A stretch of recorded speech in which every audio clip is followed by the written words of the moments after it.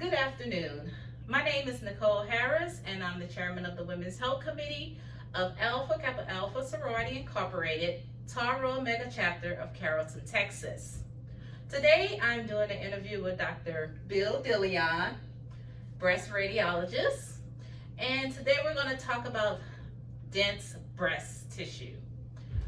Welcome, and I want you to tell us a little bit about yourself. Sure. Hi, I'm Bill Dillion. I am a certified radiologist with a specialization in breast imaging and diagnosis. I first did my breast imaging fellowship in 1999 at the Baylor Salmons Cancer Center downtown Dallas and have remained in Dallas ever since. It has been a pleasure taking care of multiple patients at a few different centers, and it is a pleasure to be with you this afternoon. Thank you. So I'm going to ask him a few questions as we talk about breast density today. So the first question I will ask you, what is dense breast tissue? Well, when you look at a breast on a mammogram, basically you are dealing with three different types of tissue. You are dealing with fatty breast tissue, you are dealing with glandular tissue, and you're also dealing with fibrous tissue. And what happens is that you have different proportions of these tissues in every patient. Some patients will have a lot of fatty tissue in their breast, and some patients will have a lot of glandular tissue or a lot of fibrous tissue. Now, what happens is that when a mammogram is taken, we are using x-rays to penetrate the breast, and we create an image on a receptor field. But what happens is the different tissues react differently to the x-ray beam. The x-ray beam passes very easily through fatty tissue and is actually impeded a little bit by fibrous tissue and glandular tissue. So the more fatty tissue that you have in your breast, the easier the x-ray beam can pass through and the easier it can be to see things. When you have a lot of fibrous tissue or a lot of glandular tissue, then the breast tissue is dense, and that can impede the x-ray beam somewhat and make things harder to see on a mammographic image. How do patients know if they have dense breasts? Well, as I said, the way that we gauge density is the reaction to the x-ray beam.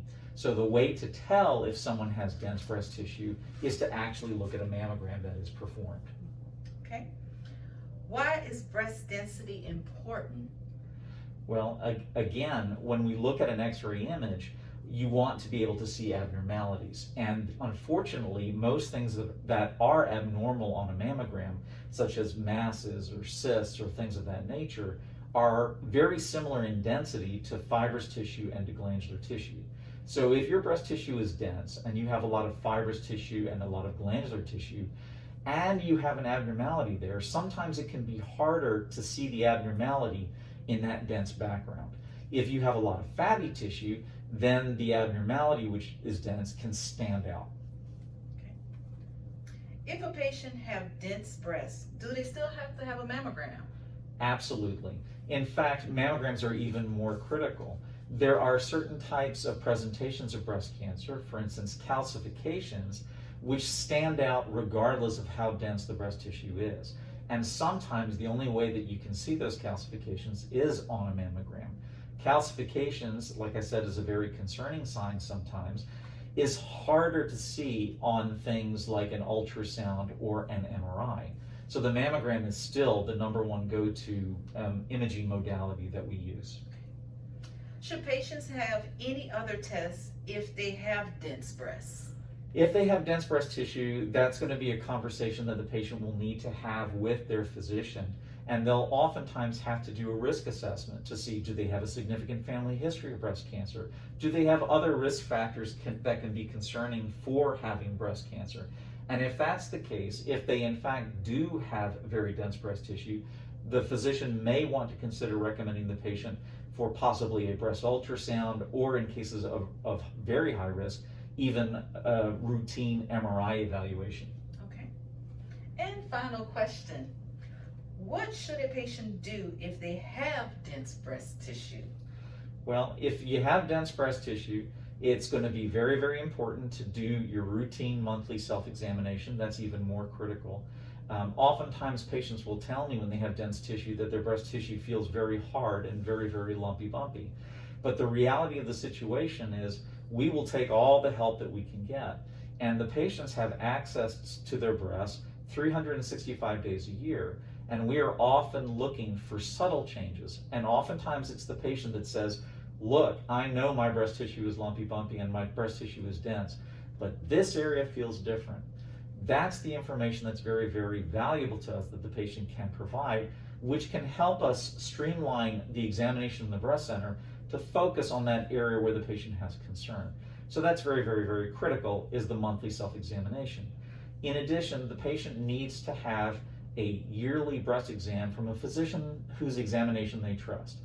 That needs to happen, and you need to have a good clinician who is attuned to finding the palpable areas of concern or the areas that stand out on physical examination. And lastly, of course, a good quality mammogram every year. Thank you. Thank you so much for taking the time to sit down with me and do this interview about breast density in our COVID-19 time. I would also ask one question. Why is it important right now for women to come in and have their mammograms during this COVID-19? Because we know a lot of the social distancing and everything that's happening, the numbers have decreased. But should women still continue to come in during this COVID-19 to have their mammograms done? Absolutely. Unfortunately, breast cancer is very, very common. The current statistics are that 1 in 8 women in their lifetime will develop the disease. And unfortunately, while we've had to take breaks from a lot of our normal routine, cancer and cancer development is not going to take a break. So skipping the time interval for your routine annual mammogram has some risk associated with it. And we would, of course, prefer to find things as early as possible so that our patients have the best possible outcomes. Thank you so much for that, Dr. Dillion. And thank you for watching today. Again, my name is Nicole Harris. And if you have any questions for Dr. Dillion, you can reach me at womenshealth@akatro.org. Send your questions there, and I'll be sure to give those to him, and we can do another segment and get those questions answered. Thank you, and have a great afternoon.